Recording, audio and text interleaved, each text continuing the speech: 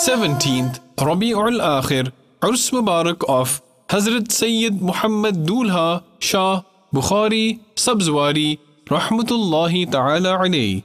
Hazrat Sayyid Muhammad Dulha Shah Bukhari Sabzwari Rahmatullahi Ta'ala alayhi was born in Bukhara, Uzbekistan. The aim and motto of his life was to spread Islam, preach the Deen, and to raise the slogan of truth. He continued serving the people by guiding them towards the right path. He benefited a large number of people. Thousands of people embraced Islam through his preachings. Several seekers of divine knowledge received training from him.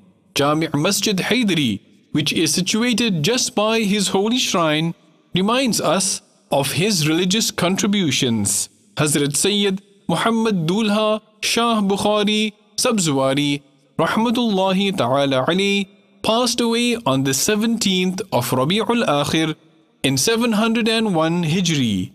His holy shrine is situated in Babul Medina, Karachi, Karadar, Pakistan, and is a source of blessings and acceptance of supplications for its visitors from every class of society.